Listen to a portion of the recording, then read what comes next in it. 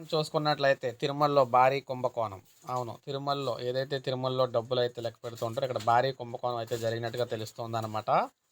తిరుమలలోని పరకామణిలో 100 కోట్ల విలువైన కుంభకోణం జరిగిందని, దీనిపై విచారణ జరిపి బాధ్యులపై చర్యలు తీసుకోవాలని తీతిదే పాలక మండలి సభ్యుడు భానుప్రకాష్ రెడ్డి డిమాండ్ చేశారు. ఈ మేరకు తీతిదే ధర్మకర్తల మండలి చైర్మన్కు వినతి పత్రాన్ని కూడా అందించారు. పరకామణిలో పెద్ద జిఆర్ తరపున సివి రవికుమార్ అనే వ్యక్తి విదేశీ కరెన్సీని లెక్కించేవారని, కొన్నేళ్లుగా ఆయన రహస్యంగా దాదాపు 200 కోట్ల పైనే విదేశీ కరెన్సీని బయటకు తరలించినట్లు అనుమానాలు అయితే ఉన్నాయని తెలిపారు. భద్రతా సిబ్బంది గుర్తించకుండా ఆపరేషన్ ద్వారా శరీరంలో రహస్య అర కూడా పెట్టుకున్నాడని చెప్పేసి పేర్కొన్నారు. 2023 ఏప్రిల్ 29న శ్రీవారి హుండీ నగదు తరలిస్తూ హ్యాండెడ్గా పట్టుబడ్డారని తెలిపారు. వెంటనే విజిలెన్స్ సహాయ భద్రతాధికారి సతీష్ కుమార్ పోలీసులకు ఫిర్యాదు చేశారని చెప్పారు.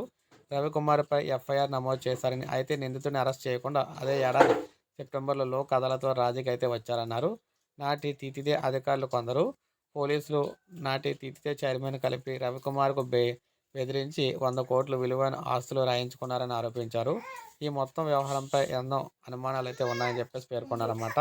సో ఈ విధంగా బాగా కుంభకోణం అయితే జరిగిందని చెప్తున్నారు. ఒక్కసారిగా తిరుమలలో ఉన్న భక్తులందరికీ షాక్ అనమాట ఇది.